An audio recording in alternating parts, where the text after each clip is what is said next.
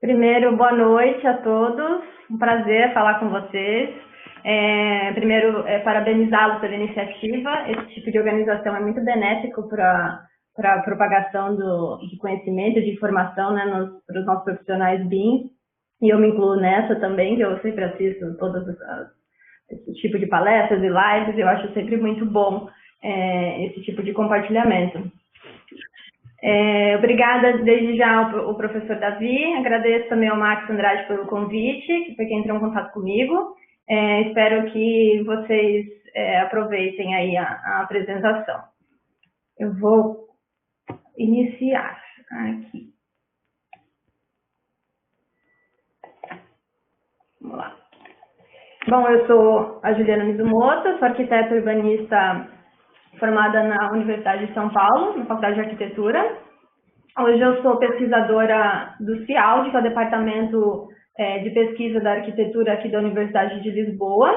Eu me mudei para Lisboa para fazer um doutorado. Ele fica na área de Gestão e Tecnologia da Construção aqui da FAU. E eu trabalho como consultora BIM, implementação e projetos. O que eu vou mostrar para vocês hoje sobre algumas informações sobre PEB e são frutos da minha experiência aqui também, porque eu trabalhei um tempo, quase um ano, num Instituto Superior Técnico aqui, que é a Poli deles aqui, vamos dizer assim, né, na Faculdade de Engenharia, no Departamento de Civil. Eu tive alguns contatos com projetos de consultoria que tinham mais a ver com o governo, então vem dessa experiência também. Quem quiser meu contato está aqui e eu vou começar.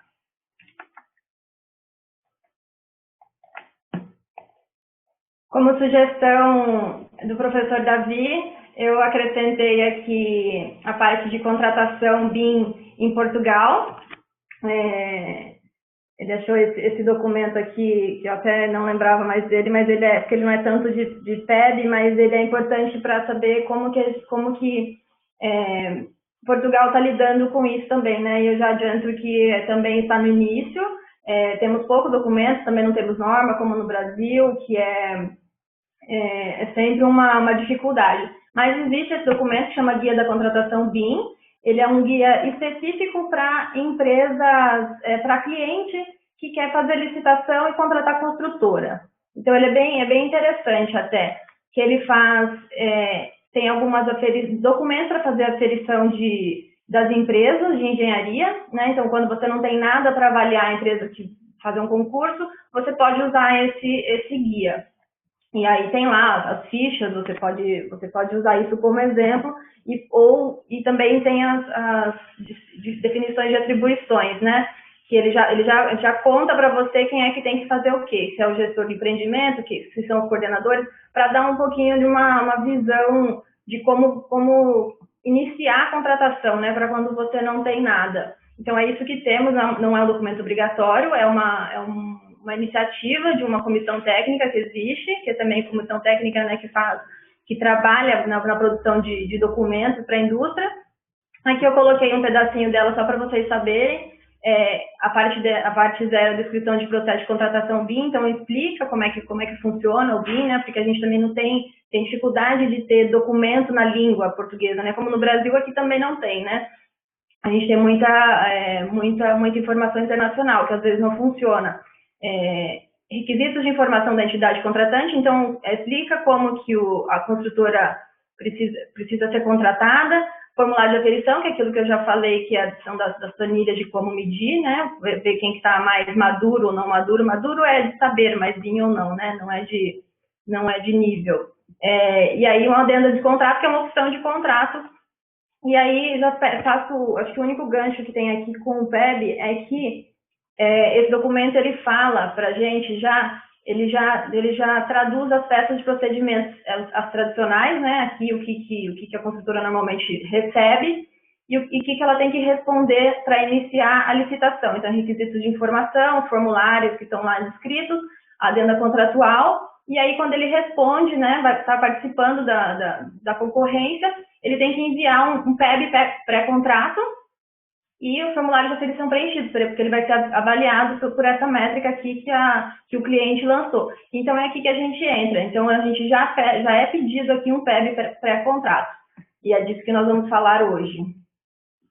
E aí, eu montei aqui falando um pouco de vantagens, diretrizes de implementação do plano de execução BIM, é por isso que é PEB, né? Ou ele pode ser BEP, que é a sigla em inglês, Building Execution Plan, mas vamos falar aqui em português. Eu trouxe um pouquinho sobre, explicando um pouco o jeito que eu monto, assim, então, que eu acho de um jeito didático, tá? Vai ser primeiro vamos falar aqui, para falar de BIM, a gente precisa sempre pensar em todos esses elementos. Esses daqui, na verdade, são elementos de implementação, né? Sempre que a gente fala de BIM, a gente tem que pensar nesse círculo todo e até mais um pouco, mas esses são os básicos, né? Processo, informação, estratégia, infraestrutura, usos e pessoas. Então, tudo, independente do que a gente vai fazer, tem que sempre colocar em mente que a gente está falando de tudo isso. E para falar de PEB, que é um documento de contrato, né? E é um documento de contrato do modelo, a gente vai falar na dimensão também da empresa, da organização e dimensão do projeto, né? Porque a gente vai falar das disciplinas também. Aqui os objetivos dessa apresentação, eu vou mostrar um pouquinho dos conceitos que existem. Vamos resumir e interpretar, porque tudo que a gente tem sobre PEB são documentos muito densos, né? São documentos da indústria, que é o que existe, a literatura especializada, ou é artigo falando sobre o uso de PEB, ou é a indústria dizendo como que a gente tem que seguir. E é difícil, porque normalmente são para projetos genéricos, ou projetos muito complexos, específicos do cliente, a gente não consegue, é difícil a gente adaptar para um projeto, para a vida real, né? Então, por isso que eu trago aqui resumido interpretando, porque eu também mostro como que eu costumo fazer. E sugestões de organização, né, que é um pouco também de como interpretar o documento, o índice mínimo, que é o que a gente precisa para ter, e sempre com foco em simplificar isso, né, pensando que é um documento que é um Word, né, que é entregue junto com o modelo, e é um documento que tem que ser lido e sempre lido por todos, então não pode ser muito comprido, então por isso que eu sempre foco em simplificar, tá? Vou começar explicando o quem é quem. Isso é um exemplo de contrato, tá? Não é necessariamente as coisas acontecem dessa forma, mas como pode acontecer a relação. A coisa importante aqui é que é para a gente frisar que com o BIM tem uma figura nova, né? Que é o BIM Manager, que pensando que vamos simplificá-lo como o gestor da informação, né? Pode ser uma equipe ou pode ser uma pessoa. Aqui, isso que eu quero dizer com esse contexto aqui. E aí, a parte da comunicação, que são os requisitos do projeto, que existem as trocas de informações entre as equipes, né? Então, os requisitos do projeto, então, são os clientes, construtor e fornecedor que mandam nisso, né? Que pedem como o modelo tem que ser feito. A troca de informação é sempre gerenciada pelo BIM Manager e que faz a troca com o resto da equipe. Quando a gente falar de projeto, empreendimento é a obra toda, e quando a gente falar de projeto e disciplina, são as disciplinas aqui sendo coordenadas, disciplinas de cada arquitetura, estrutura, enfim, cada uma, né? Só para a gente falar a mesma língua aqui nessa apresentação. Vou começar também com outra sugestão, que a gente conversou um pouco antes, né, como é que a gente ia abordar o PEB, que seria mais interessante para essa apresentação. Vou resumir aqui algumas regras do jogo para a gente não confundir que tipo de documento que a gente está falando.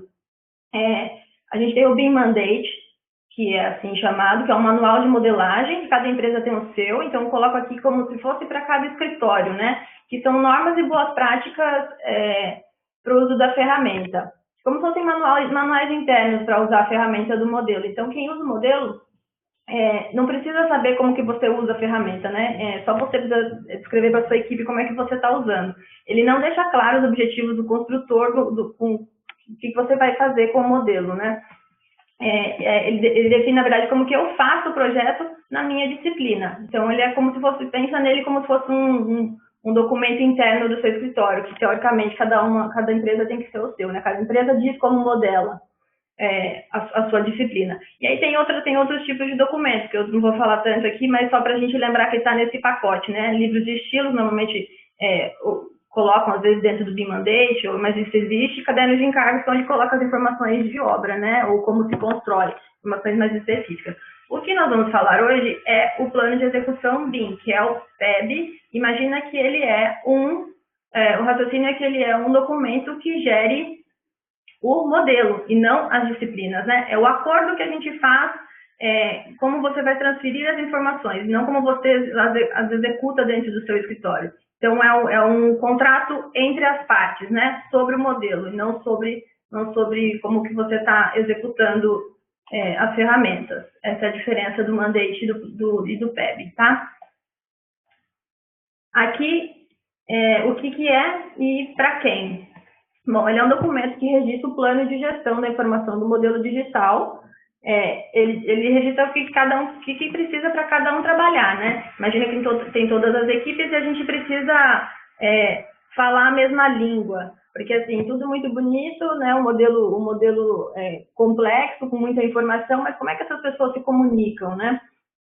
Porque trabalhar em BIM não é mais só entregar documento, né? Trabalhar em BIM é construir junto, então a gente precisa registrar como que a gente vai fazer isso. Ele é criado em colaboração entre as equipes do projeto, inclusive com o cliente, na melhor das ideias, lá na época do planejamento, né, antes de começar a fazer o projeto, decidir como que vai ser feito isso, inclui todos os requisitos do projeto de todos os usuários do modelo, então todo mundo tem que saber, todas as disciplinas precisam participar, e registra como que será o fluxo do projeto. Precisa ter a participação do cliente, dos project managers, dos projetistas, porque esse documento é um documento para todos. Como você diz para todo mundo como que isso vai funcionar, qual que é a regra do jogo do modelo. Esse é o raciocínio. E aqui que eu chamo esse slide de gestão de expectativas, que é exatamente que a gente precisa...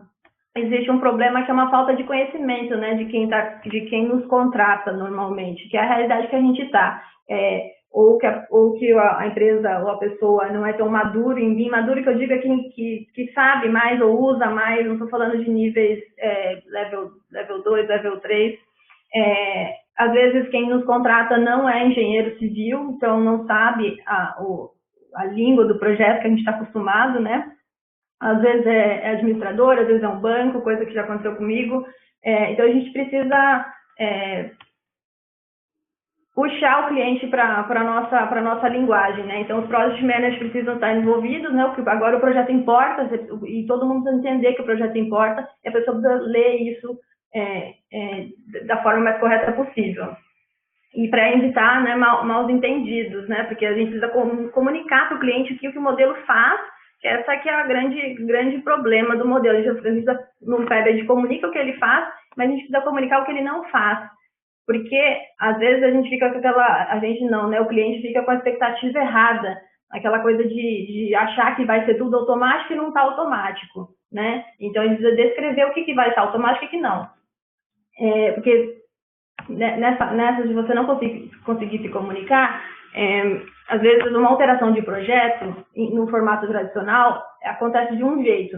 No BIM não é só uma alteração de projeto, no BIM é uma alteração de uso do modelo, e aí o uso gera muito retrabalho e isso gera custo, né? Então o que eu coloco aqui é que a gente precisa falar a mesma língua com o cliente também, então o cliente precisa nos entender, e o jeito de nos entender é colocar isso por escrito dentro de um documento, que é o PEB.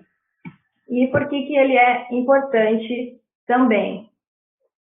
Importante porque ele já está em norma, ele já vem sendo descrito como necessário em vários documentos. Aqui, essa da BSI, aqui é a PAS 1192 de 2013, já falava que precisava de um documento que chamava plano de execução, e a ISO aqui, que é aquela parte da colaboração que descreve 100% do que precisa e como que isso precisa ser registrado. Então, já tem norma, a gente precisa aprender a fazer. Aqui a parte da PAS, né, onde demonstra que está aqui. Então, 2013 já tinha aqui uma norma falando disso. por isso que a gente coloquei aqui, porque ela já era importante. Aqui a ISO, então que existem uma polarização de atenção em definir como são as trocas serão feitas. A gente precisa definir isso para o cliente e precisa registrar. Então, e essas informações são registradas no PEB. Tudo que você faz, como as informações são transferidas, precisa ser documentado, e isso está em norma. Então, não é mais só passar a informação para frente, não é só mais dizer o modelo funcionar. Precisa passar a informação e precisa que isso seja feito de forma organizada. E aí tem um jeito de organizar essa informação dentro de um documento desse, do contrato. Coloquei aqui porque estamos falando com o Brasil e o Brasil acabou de lançar o decreto, né? E é só para tentar trazer um pouco do raciocínio para uma parte mais real e prática. Por exemplo, essa parte do decreto que é a parte mínima, né, de como deve ser contratado, a parte da subcontratação. Por exemplo, todos esses itens onde poderia ser registrado isso entre cliente e construtora, dentro do PEB. Essa parte aqui é só um incentivo ao raciocínio BIM aqui também, porque a gente também precisa aprender, os documentos existem, a gente precisa aprender a exercitar, raciocinar dessa forma, né? Então, trago aqui para a gente pensar, tentar fazer um exercício mental aí de como isso pode ser executado. Então, esse tipo de informação estaria, por exemplo, dentro do PEB, numa contratação dessa. E aí, quando a gente começa como organizar isso, porque existem várias formas, vários modelos, e eu trago aqui algumas opções, que são os guias, que é a literatura específica que existe de BIM, né, que a maioria, acho que as mais completas são os guias da indústria. Eu trago aqui alguns que eu acho que descrevem o PEB de alguma forma mais completa. Lembrando que isso tudo são guias da indústria, são guias em parceria, em colaboração e patrocínio com universidades, né? Então, quem faz isso é pesquisador, então incentivo à pesquisa é uma parte muito importante, né? A gente vê muita reclamação que não tem documentação em língua portuguesa, também por isso, né? Não tem tanta gente escrevendo documentos como esse na nossa língua, porque também não tem muita gente fazendo. Então, incentivo aí a pesquisa é importante também na nossa área, porque é daí que a gente tira as informações, é daí que a gente tira as métricas, os parâmetros, as listas que a gente usa, tudo vem de documento da indústria. E aqui é o que a gente vai usar hoje, que é o mais famoso, eu acho, que é o da Penn State. Ele é mais famoso porque ele é mais completo mesmo, e eu também gosto dele, acho ele muito didático, e ele é um guia de como fazer a implementação de um PEB dentro de uma empresa. Então, assim, mais beabá possível, só se fosse em português. Ele faz exatamente todas as etapas. E é por isso que eu trago, que eu acho ele mais fácil. Todos os templates que eu vou mostrar aqui, eles são templates que estão online, tem aí no Google, no site da Penn State, vocês podem baixar, tá? Planilha de Excel, Word, tá tudo organizado. Ele é um documento em inglês, denso, mas é muito útil, então por isso que eu trago aqui. E a gente vai organizar essa sequência de raciocínio de como montar o documento de acordo com o método deles.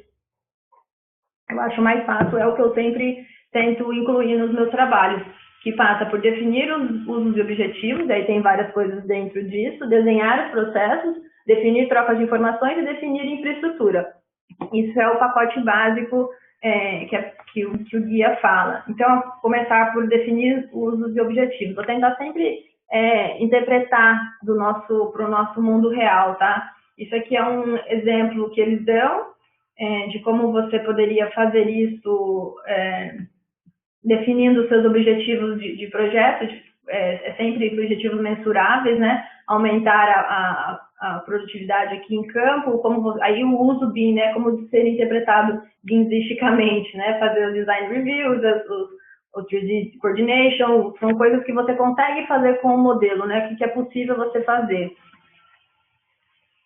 E aqui, uma parte trago um pouquinho para o nosso, um pouco mais palpável, para a gente pensar, por exemplo, em nível de organização. Eu sempre penso assim, como que a gente vai explicar para o cliente o uso, às vezes ele quer fazer uma coisa, mas a gente precisa explicar qual que é o uso que ele vai ter aquele resultado, né? Então, eu proponho aqui uma maneira mais abrangente para a gente se comunicar com ele, né? De acordo com os problemas que a gente tem para ser resolvido e são, né, objetivos mensuráveis, que o cliente sempre traz, objetivos mensuráveis, que é, né, o número para ele é importante, e como que a gente traduz o modelo BIM, né? Que aqui é a nossa parte como especialista. Então, por exemplo, redução de custo, alteração de projeto. Em nível do projeto, a gente faria controle de documentação via modelo digital, né? Porque retira a folha de campo, isso tem impacto em custo. Por exemplo, fazer reuniões de projetos colaborativas em plataforma de comunicação e não pessoalmente. Porque aí, né, nos usos BIM, a plataforma, usar as ferramentas de design review, usar o Big Room, e por assim vamos, melhorar o planejamento físico. Então, uma parte de projetualização do planejamento pelo modelo digital, né, 4D, 5D. E então, no BIM, o que a gente consegue fazer? Trazer relatórios automáticos via modelo. São exemplos, né? Modelagem para avanço, usar o Navisworks como apoio.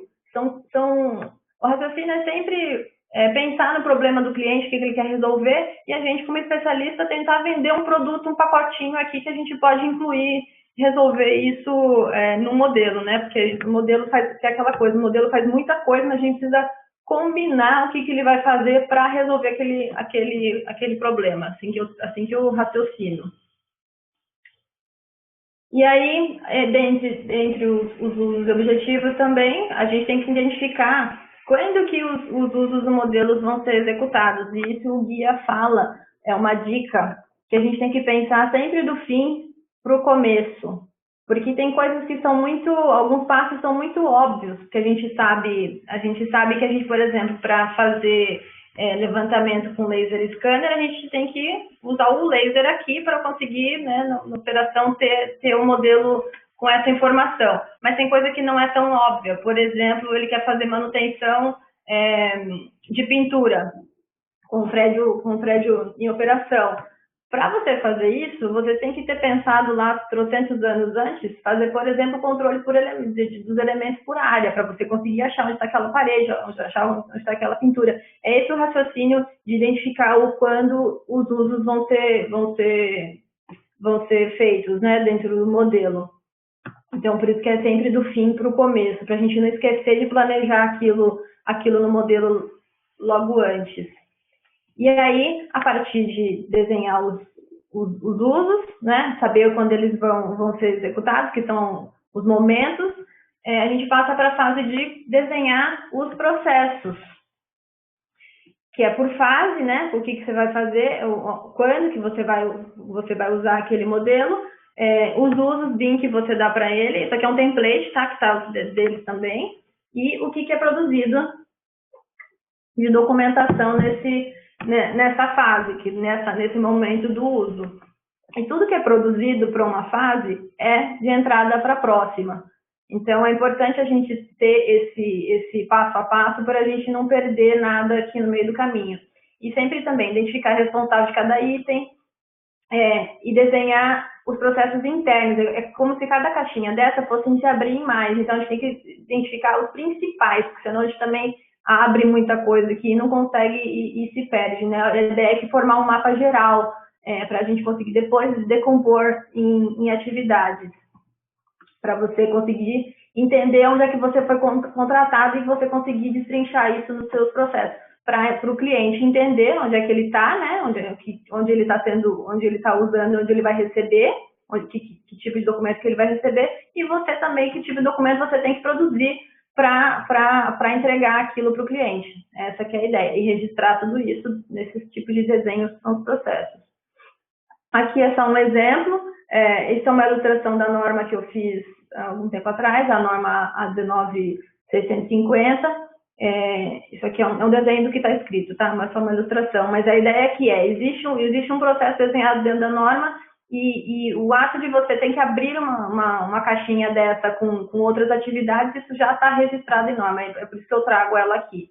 Então, não é só a Penn State que diz, né, que é assim que tem que fazer, isso já está ratificado aí. Esse aqui é um exemplo que está na norma também, por exemplo, mobilização, no momento, mobilização de obra, Ele é um exemplo de como abrir as atividades, né? Verificar a disponibilidade de informação, gerar informação, verificar a qualidade, rever e aprovar. E nisso você tem que identificar no seu projeto quem é que faz cada coisa, para você ter um mapa geral disso e entender as relações entre as atividades. E aí, no final, rever o modelo e entregar o modelo para a informação, porque é a próxima fase, né? Então, isso aqui já está na norma, é um jeito de desenhar o projeto. E o jeito de desenhar essa parte do projeto é abri-lo em processos.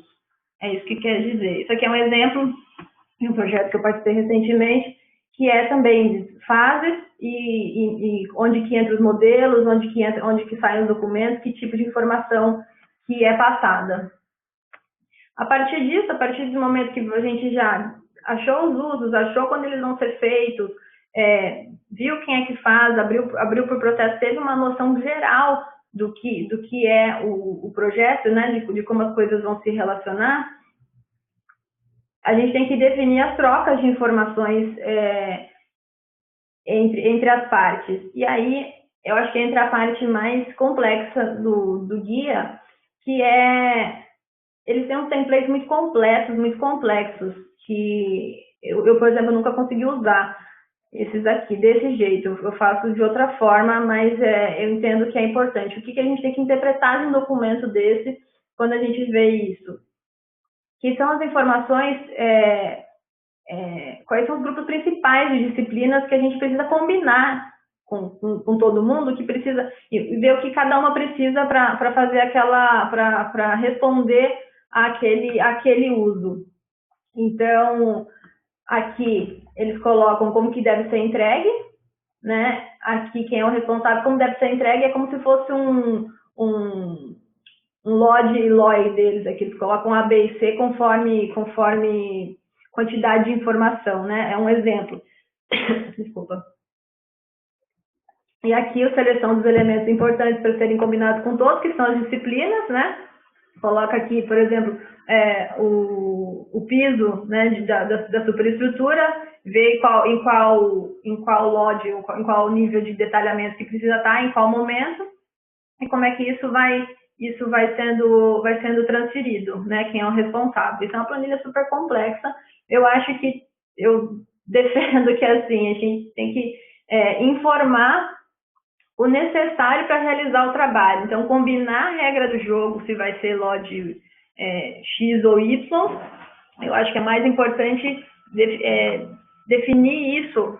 Você pode usar a regra do LOD ou não, LOD ou LOI, ou você definir com a sua equipe o que vai ser, o que a arquitetura precisa entregar para a estrutura continuar o trabalho. Essa que é a ideia. Você precisa registrar isso. De um jeito que eles explicam é uma planilha que você vai controlando isso, vai controlando as entregas e se foi entregue ou não e qual o status. E aqui, então, que é, por exemplo, a colaboração entre arquitetura e estrutura, a minha sugestão é que a gente faça sempre perguntas ao projeto. Mais do que seguir regrinhas ou templates, numa situação simples, por exemplo, como essa, qual que é a informação que o projetista de estrutura precisa? Para daí você responde a ele. Como que o modelo de arquitetura responde a isso? Como que os elementos devem ser modelados? Qual que é o nível de detalhamento necessário? Qual que é o sistema de classificação?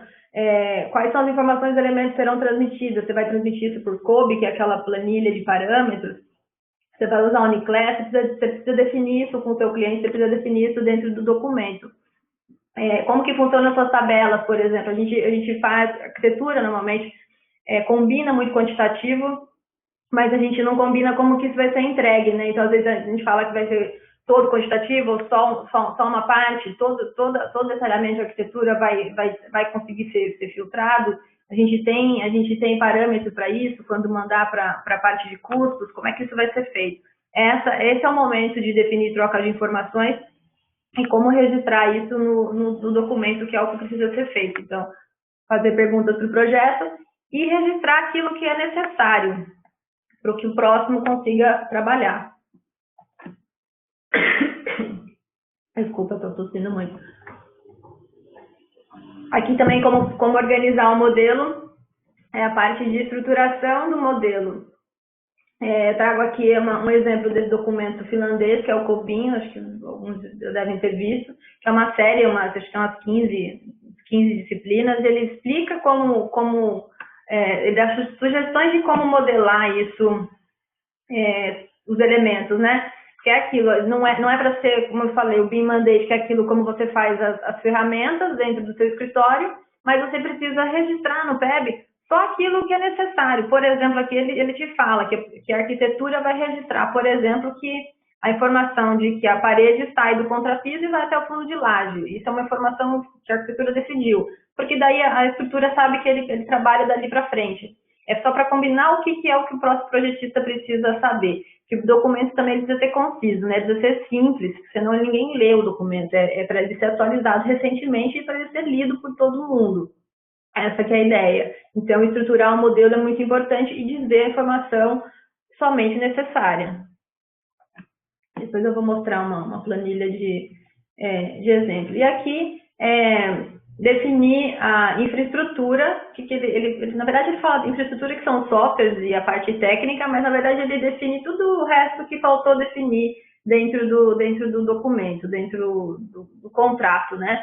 Então ele começa aqui falando que você tem que definir um índice, né, do que vai ter dentro do documento, e definir os tópicos, quais são os procedimentos de colaboração, qual que é a hierarquia da plataforma, quem é que entra nas pastas, quem é que tem visualização, quem é que não. Isso tudo precisa ser combinado também, isso é documentado. Qual que é a gestão de qualidade, né? Porque segue sendo, é muito subjetivo, então segue sendo qualquer outro tipo de padronização. A gente vai fazer clash detection e quando a gente vai fazer, né? Porque tudo isso é reunião, tudo isso ter um funcionário para fazer isso, a gente precisa calcular isso, né? Porque às vezes o cliente está ali no meio do projeto e fala assim, eu quero um clash aqui, quero fazer uma compatibilização rapidinho aqui entre essas duas estruturas que eu fiquei com dúvida. Não, a gente combinou que ele ia ser em tal fase para a gente conseguir trabalhar, isso tudo precisa ser organizado. Qual que é a infraestrutura de tecnologia necessária, os softwares, os mobiles, se vai usar celular ou não, se vai usar tablet ou não, como é que vai ser isso, quem é que vai instalar, os responsáveis, quais são os produtos, os projetos entregáveis, né? Vai ter papel, vai ter PDF, vai ter isso ainda, tem gente que ainda precisa, então a parte de documentação, definir isso é muito importante, porque muitas das vezes a gente está trabalhando nos dois, né? A gente está entregando papel e fazendo modelo, então isso é um trabalho duplicado, né? A gente precisa calcular isso. E na parte do software também, registrar isso que a gente não sabe. Numa equipe grande, projeto com gente que a gente não conhece, a gente não sabe que tipo de licença o outro projetista tem. Então, precisa estar registrado qual é a licença e que ano, né? Senão as coisas não se comunicam, né? Depois não consegue abrir os programas. Então, é muito importante ter isso registrado dentro do PEB. É isso que ele coloca. Aqui é um exemplo tá até na pasta, isso aqui só é uma adaptação de como registrar os documentos que estão organizados dentro da plataforma, né? Dentro da CDE, que é o Common Data Environment. Que a ideia é que quem entra no projeto precisa ser automático, entender como é que ele vai organizar os arquivos para todo tipo de projeto. Né? Entrou na plataforma, ele sabe que aqui eu trabalho em desenvolvimento, então ele pode olhar, aqui é a área partilhada, que tem um tipo de acordo, aqui é a área de publicação, esses projetos são válidos, isso para todo mundo trabalhar da mesma forma, né? Padronizar isso, e a área de arquivo, que é a área que fica lá nos obsoletos ou que ninguém mais usa. Então é importante ter isso, é importante ter esse desenho e ter desenhado a parte de hierarquia, né? Quem quer o acesso. E aqui é o que eles colocam como o índice mínimo, né, que tem que ter um documento desse. Claro que depende do tamanho do seu projeto e depende da sua necessidade. A ideia é que você não tenha que, você tem que cumprir todos, né, os mais, todos são importantes, mas se você não tiver algum no seu projeto, também que você retire isso para não ficar coisa a mais, né. Então, a ideia é que seja um documento de acesso público, né, que todo mundo tem acesso, pode ser que não todo mundo possa editá-lo, né, claro, para editar, mas todo mundo tem que olhar. porque por conta da essa ideia de que todo mundo tem acesso, é porque a gente fala de construção civil, tem muita rotatividade de equipe, né? Trabalha com muita equipe remota, entra muito, às vezes faz contratação de terceiros, né? Fazer gente só para modelar e gente só para fazer a parte de, sei lá, 4D, 5D, outro escritório. Então, você pensar nisso, o nosso mercado esse, né, de alta rotatividade. E todo mundo precisa entender como é que o projeto funciona. Precisa pegar um documento aí de poucas páginas, lê-lo e entender como é que funciona. Essa que é a ideia do PEB. Então, por isso que a gente não coloca todas as informações de todas as disciplinas, por exemplo, memorial de arquitetura dentro do PEB, que a ideia é que seja fácil de ler. E aí eu vou passar aqui um exemplo de PEB. Vou tentar abrir um Word aqui. Funcionando, está. Opa. Aqui, esse aqui ó, é um Word, então, para vocês verem, esse aqui é um exemplo do Hospital BIM, um projeto que eu participei recentemente, com uma equipe muito legal, vocês devem ter visto aí na internet. Então, sempre uma parte de revisões, né, porque lembrando que esse é um documento que vai ser sempre revisado, então é importante ter essa página aqui, a parte do índice, para a gente saber do que a gente está falando, para a gente também não esquecer nada. Então, sempre bater fazer um checklist aí com o documento de referência que você escolheu. Sempre uma visão geral do documento, para que serve, do que é feito, as referências BIM que você está seguindo, se o seu projeto está trabalhando em um lugar que segue alguma norma ou não, se você seguiu ou não. Tem países que tem norma, você precisa registrar quais são. Uma história do projeto, né, para quem entrar saber do que se trata. A equipe do projeto, parece uma coisa meio boba, mas a gente trabalha com muita gente e a gente não sabe normalmente quem é a equipe dos outros projetistas, para saber mesmo, para saber para quem ligar, né, para saber quem que é o responsável por aquela parte. Porque lembra que a gente já definiu, em algum momento a gente define quem faz o quê, né, então a gente precisa saber para quem que a gente liga, então não tem mais essa da gente não saber que foi o estagiário que fez, tem que ter um responsável e a gente está registrado aqui. É mais ou menos essa ideia. Aqui uma matriz de responsabilidade, também definir, né, quem é que faz, o Project Manager, o BIM Manager, quem que é o coordenador, quais são os principais, né, as principais figuras. Um organograma, seja lá qual for a sua organização. Esse aqui, por exemplo, já é diferente daquele que eu mostrei no PowerPoint. É um exemplo de como estava organizado o projeto, mas para a gente saber onde é que está girando a informação do modelo, metas e objetivos claros e definidos em contrato para aquela história. Você precisa ser pago por aquilo que você foi contratado, e só, né? E o cliente vai te cobrar também só sobre aquilo. Se ele quiser mais coisa, aí a gente conversa e repensa o uso do modelo. Os processos do projeto também desenhado, que era um processo grande, mas uma visão geral, pelo menos, do que está acontecendo. Se tiver coisas muito específicas, também vale a pena acrescentar. Processo de troca de informação, aqui fazia sentido. Isso aqui é uma adaptação também da PAS, da ISO, e aí a gente foi colocando onde entravam os requisitos, né? Tinha consultor e tal, então onde que os consultores falavam do projeto, onde é que a informação deles iam, como que isso rodava de forma simplificada entre os projetistas, e daí o BIM Manager fala só com os projetistas e o cliente fala só com o BIM Manager, esse tipo de organização. Infraestrutura e tecnologia, aquela parte dos softwares, como que é colocada, é uma coisa simples, mas só precisa estar registrado dentro de um papel, é isso. As versões que a gente usava, colaboração, como que a gente usava a plataforma de colaboração. A gente tinha, por exemplo, um Trimble Connect que não era desse formato, mas a gente precisava contar isso em contrato, que não era, mesmo que não seja.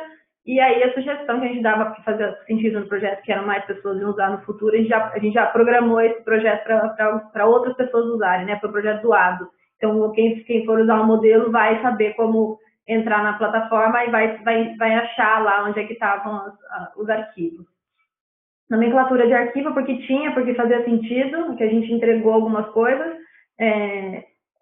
Vê que é só o principal, né? A gente, por exemplo, não coloca aqui como definiu as famílias, como que escreveu a família. Se não fizer sentido para a próxima pessoa que vai ler o seu projeto, não faz sentido colocar aqui. Aí você coloca no seu mandate, você coloca no seu documento interno. estruturação do modelo, né?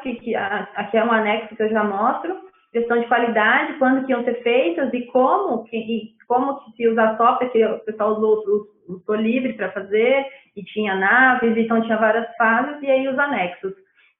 Os anexos que eu acho que são importantes, também são interessantes. Deixa eu conseguir colocar aqui.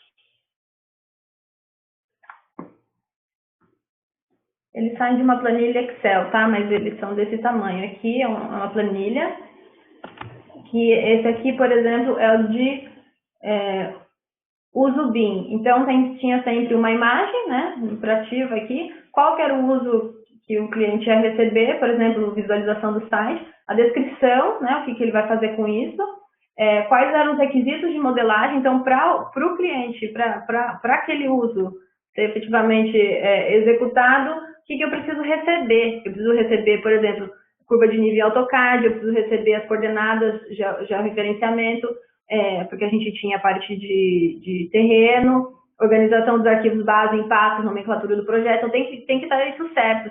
Se não tiver isso certo, eu não consigo visualizar o modelo, porque eu não consigo colocar isso dentro do modelo. Disponibilização dos arquivos em base de plataforma colaborativa, então assim, se não for entregue conforme for combinado, não vai ter aquele uso, porque eu não vou conseguir fazer. É isso que a gente precisa registrar.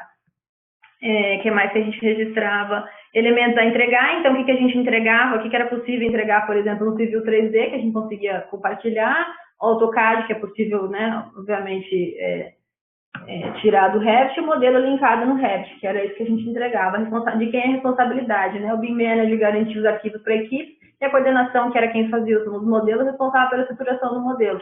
Isso para todos os usos que a gente foi definindo. Então, a gente usava para visualizar, por exemplo, arquitetura, estrutura e instalações, e não das outras disciplinas, por exemplo, isso foi combinado. Então, para a gente fazer dessas disciplinas, o que precisava ser feito e o que a gente entregava. Assim. E para quantitativo, por exemplo, o que precisava para o quantitativo, isso para cada tipo de uso. E também preparamos também um outro anexo, que era as informações necessárias de estruturação do modelo, que não era tudo, não é explicar como o modelo foi desenhado, é explicar o que é necessário para o próximo abrir e entender. Por exemplo, a gente tinha o Survey Point, o Project Point, que é super importante falar o que você fez com ele. A gente não mexeu, por exemplo, mas descreve que não mexeu. E aí a gente tinha aqui o projeto ia andando de mão, né? Então a gente ia ter um segundo modelo, então a próxima pessoa ia preencher aqui o que ela ia fazer numa segunda fase, né? A modelagem era um projeto conceito. Então a próxima fase do projeto, que seria, sei lá, se fosse registrar só o projeto executivo, o que do projeto executivo, como é que isso foi atualizado, e quais eram aqui os parâmetros do orçamento, né? Então, dessas estruturas aqui importantes, avisar o próximo que tipo de parâmetro de orçamento a gente estava usando. Isso para tudo que a gente achava importante. Então, implantação, piso, era importante piso, porque a gente trabalhava com as outras, com estrutura modular, a parte de parede também, que era importante. A gente registrou só o que fazia sentido. A parte das portas, porque eram portas especiais, enfim, já tinha um fornecedor, então fazia sentido descrever como a gente já tinha modelado as portas. Esquadria, mesma coisa, tinha um fornecedor. A parte de forro, mesma coisa. A parte mobiliária era no hospital, né? Então era importante a gente colocar de onde a gente tirou essas famílias, o que elas representavam e como que a gente conseguia filtrá-las do modelo, né? Porque são famílias, são elementos muito específicos. Então, como que o pessoal do orçamento ia conseguir filtrar através do nosso modelo? Era isso. O que mais que temos aqui? Isso era um exemplo. E ali é uma planilha Excel, eu acho mais fácil. Deixa eu ver se eu consigo compartilhar o Excel aqui. Só para vocês saberem, é um jeito simples que eu faço, que eu acho simples de fazer, que é um Excel só para demonstração. Então, tudo aquilo lá vira um anexo do documento Word aqui, que aí junta e fecha a explicação do tab.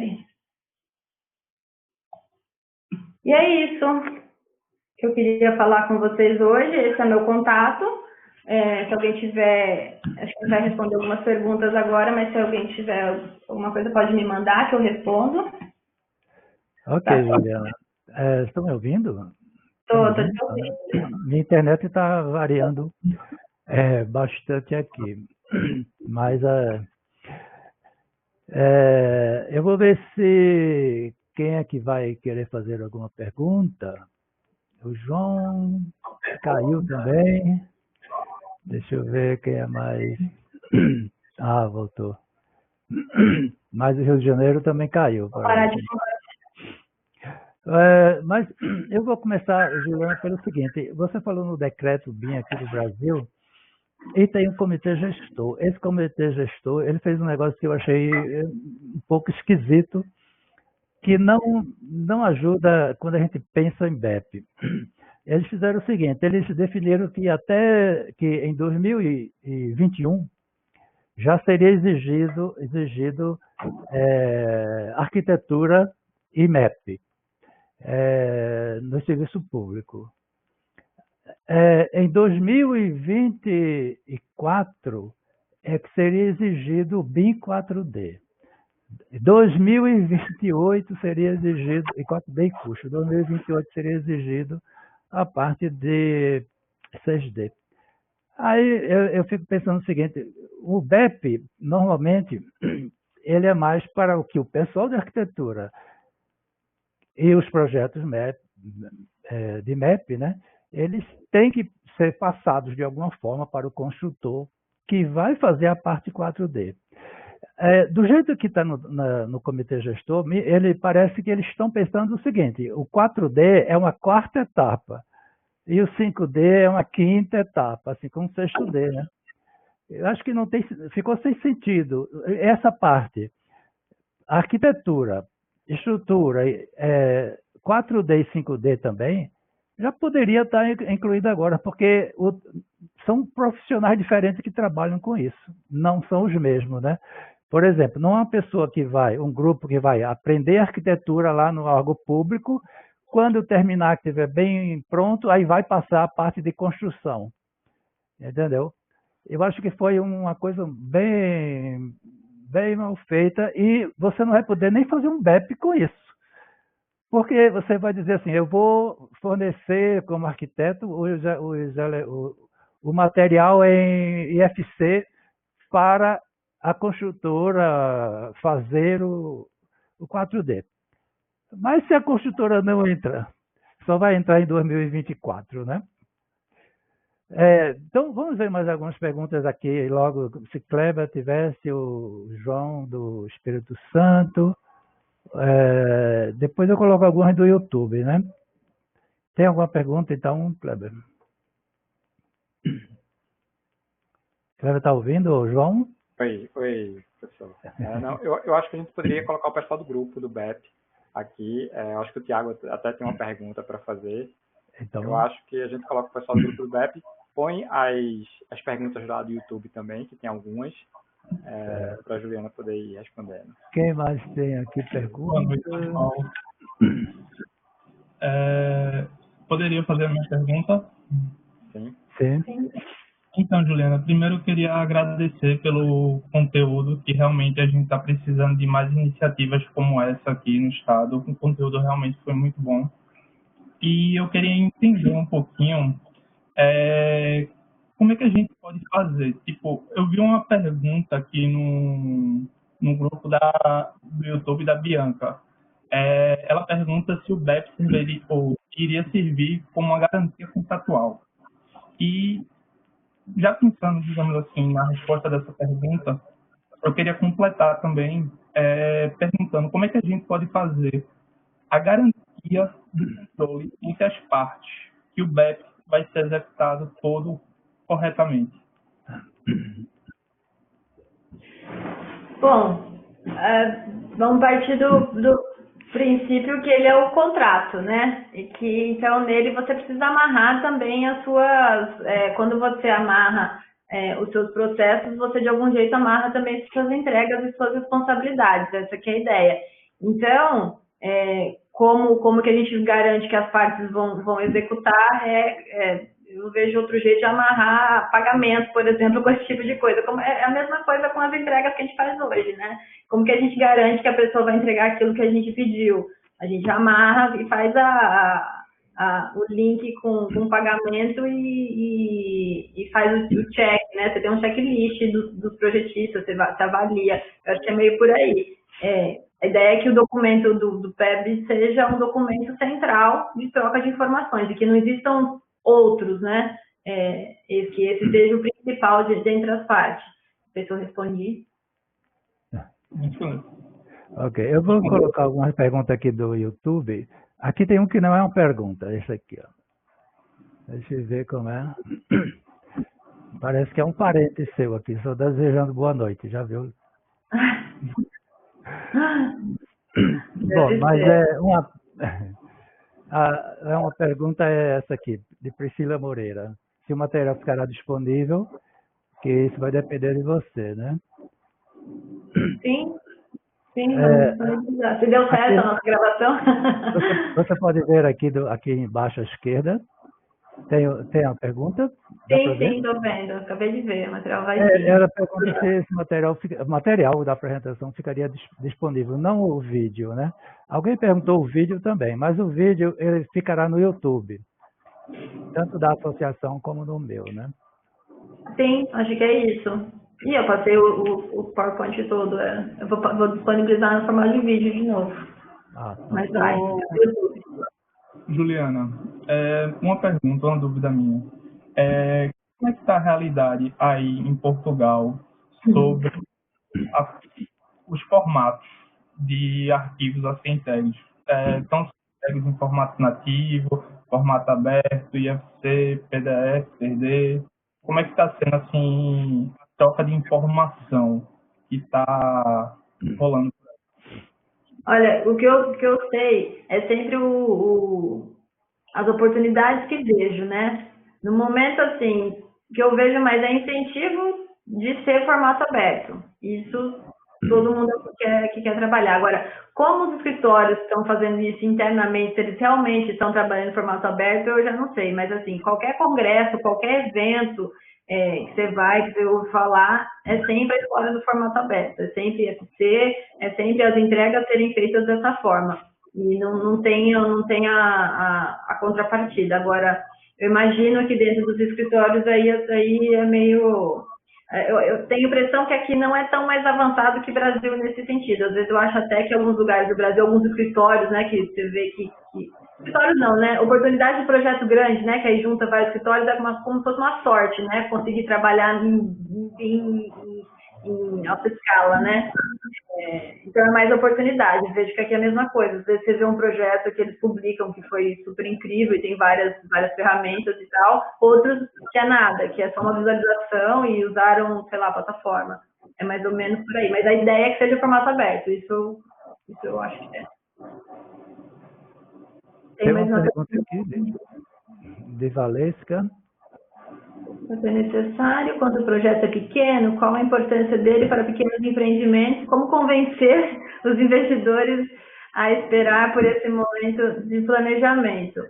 Então, Valesca, é necessário, eu sempre defendo o que precisa fazer. Que é assim, o seu modelo é o seu trabalho agora. Você não tem outro jeito no mundo BIM de registrar isso que não por esse tipo de contrato. Né, porque como que você registrava antes de uma maneira tradicional, né, pelo seu contrato do pacotinho da sua disciplina, sei lá, arquitetura. O jeito novo é como se você não fizer, é como se você não fizesse um contrato. Aí você fica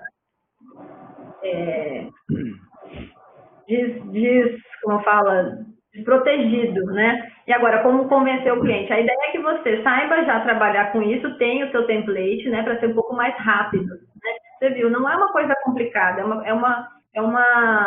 é um treino de raciocínio de fazer isso dentro do seu escritório, implementar mais esse procedimento, ter esse Word pronto e raciocinar isso em todos os modelos, né? É um exercício isso. Eu faço para qualquer coisa que eu vou fazer proposta, mesmo que a proposta não vá para frente, eu já começo a pensar como o modelo poderia ser feito.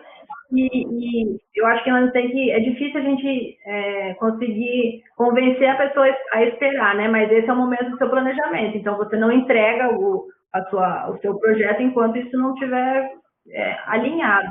Eu acho que é assim que você tem que conseguir correr com isso também e não só convencê-la a esperar, né, o modelo. Essa aqui gostaria de saber se poderia compartilhar o BEP também, os arquivos do BEP. Esse Word, na verdade, é uma sequência, não tem nada de especial. Eu não posso porque ele é de um projeto específico, essas informações. Mas te juro que é só aquele índice mesmo, e o Excel é só uma planilha com colunas. Eu só posso compartilhar o vídeo mesmo, porque ele é de um projeto específico. Mas ele está até em vários lugares na internet, esse, por sinal. Ok. Esse aqui. Eu quis mudar o uso durante a elaboração. Tive que refazer boa parte da modelagem. Pois é, mas você conseguiu fazer o contrato? Porque é isso, né? O modelo registra para que o modelo serve. O contrato registra para que o modelo serve.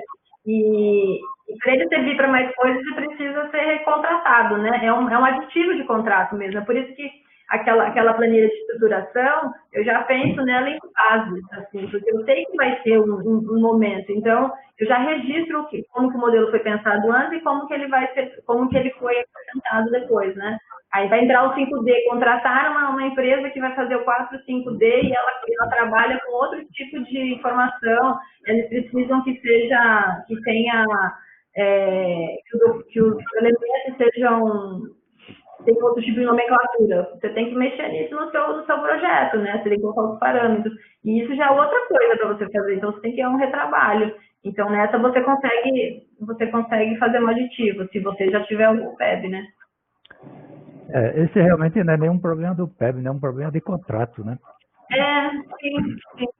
Mas é só outra forma de raciocinar, né? É só você conseguir destrinchar o modelo de uma forma escrita.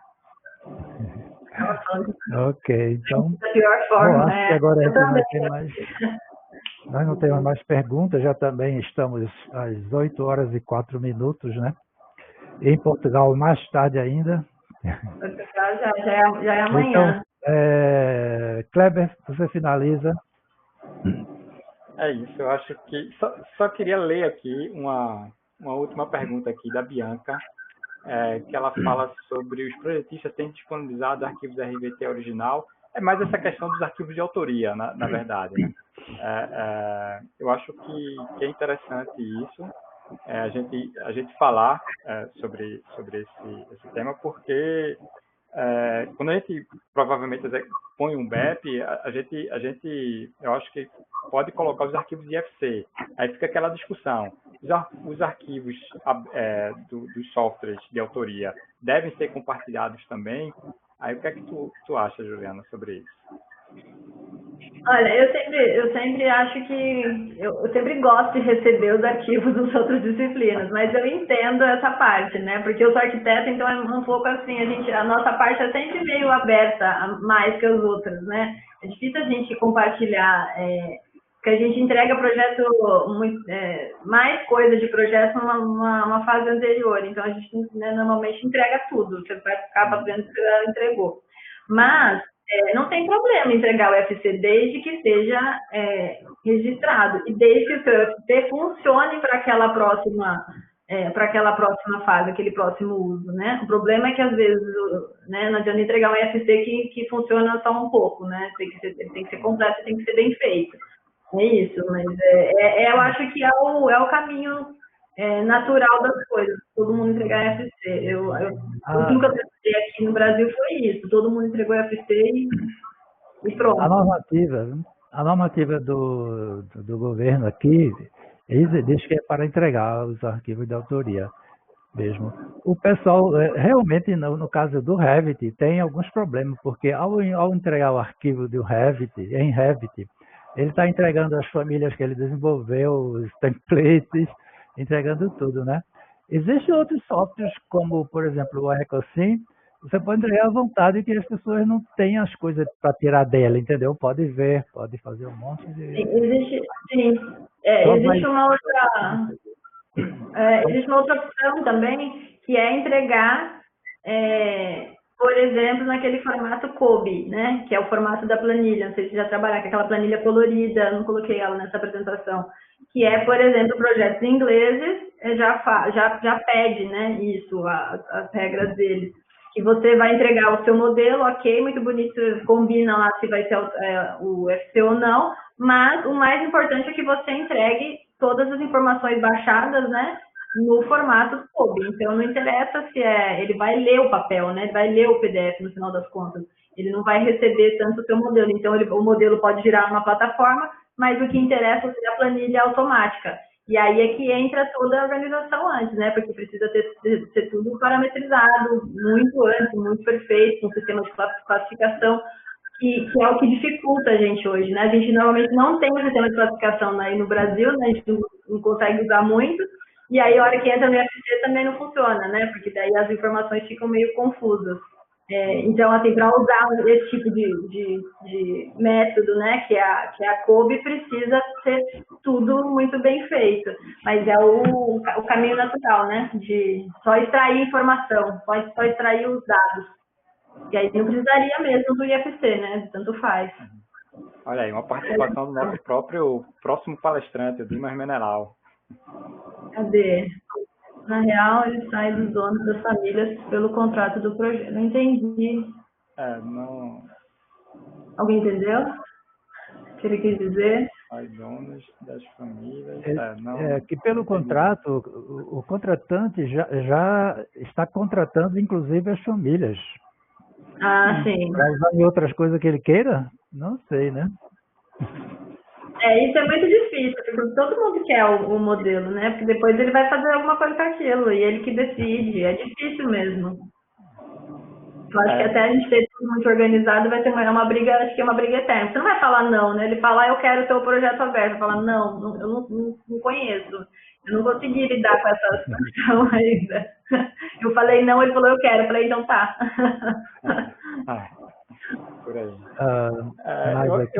Eu acho que é isso, por causa do tempo. A gente já vai fazer 1h40 aqui da live. A gente costuma dizer, né, sempre que a gente está nos papos informais de BIM, até no início lá da associação, da criação da associação, tem algumas reuniões que a gente sai de meia-noite das reuniões. E aqui, cada um está na sua casa, a gente poderia se prolongar ainda mais, né? Pois é. Mas aí é sempre isso, a gente tem muito o que discutir. Esse assunto de IFC é um assunto para uma próxima live, para um evento somente sobre isso. E também parece que as pessoas estão caindo um pouco, por exemplo, tem Valesca, mas as outras estão tudo fora aqui do canal, né?